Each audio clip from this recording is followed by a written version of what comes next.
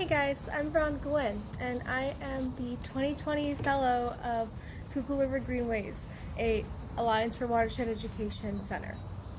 Today, I'm going to be sharing an awesome experiment that I have in our Schuylkill Explorer kits. Today's experiment is going to be the erosion experiment, or Activity 3, Groundwater. What you'll need is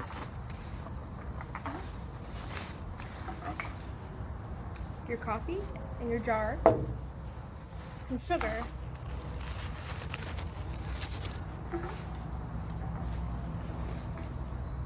your vial of food coloring or Kool-Aid or Jello, and your water.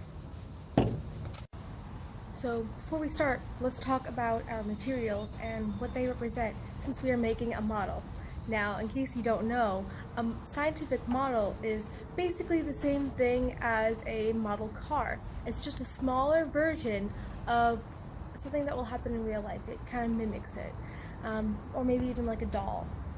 Now, our model is going to be erosion.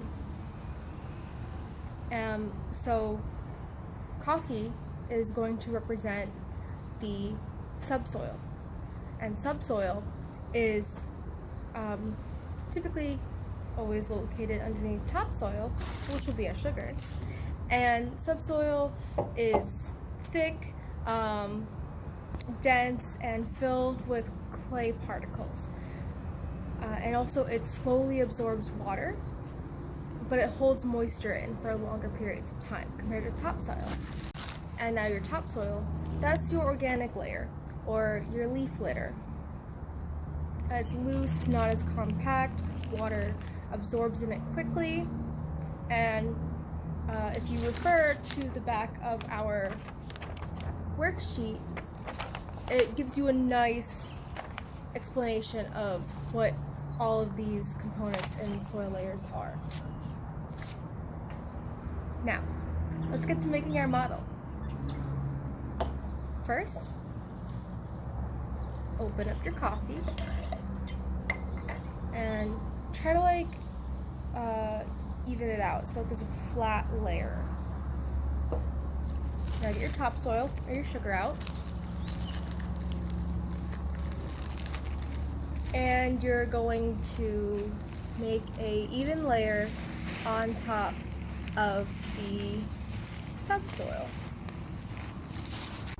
Alright, so we have our layers.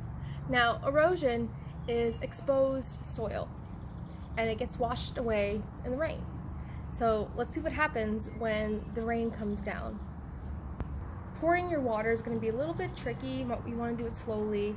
If you do it too fast, your soil can mix a little bit faster than you want. So the way that I like to do it is kind of tilt it on its side and slowly pour. You can see right away that your sugar is starting to already mix. And it's okay if some of your coffee grounds get up top. Again, we're mimicking real erosion, so sometimes when excess rainwater gets in topsoil, sometimes it could reach the subsoil as well. That's exactly what's happening here. And you could pour about a full layer on top.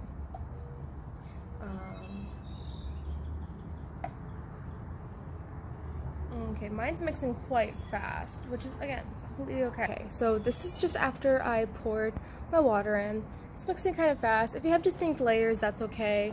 You can kind of see the distinct layerage, not really, but there's water has mixed in with the topsoil and is slowly making its way to the bottom. Not quite completely to the bottom yet. If you look in some spots, some are not completely wet to the bottom. That mimics percolation, or when water slowly trickles down through little cracks in the different soil horizons. So, as we see here, this is mixed together. Now what we're going to do is think about, back to our watershed experiment, what happens if pollution is in contact with a place that is experiencing erosion? Alright, so we have our vial of Jello, and we're going to just simply pour it on top.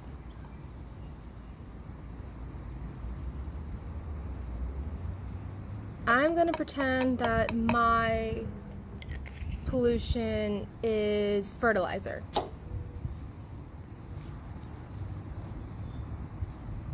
Alright, so you can kind of see it. See it's slowly mixing together.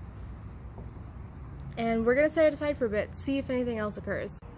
So as we let our jar sit here with its subsoil, exposed subsoil now, topsoil, and pollution, it's getting muddier and muddier. And as we add more water, so as more rainfall occurs, it's going to be prone to even more and more and more mixing or more erosion. And if we keep on adding water, over time, this is going to completely mix up. And because it's mixed up, the subsoil is gonna deplete and get less and less and less. Same thing with the topsoil. A good real-life example of erosion will be the Grand Canyon. You see that there's water down at the very, very bottom of it, and that's just from years and years and years of topsoil and subsoil eroding away and washing away down the river. And thank you so much for participating in this experiment with me.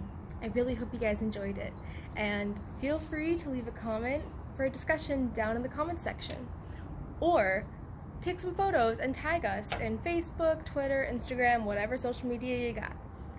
Feel free to tag Schuylkill River Greenways, Alliance for Watershed Education, and please use the hashtags Alliance for Watershed Ed.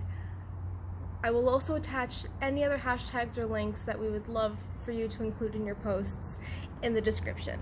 And I hope you guys enjoy them. I hope you share them with a friend, family, even your teachers. Alright, have a good one.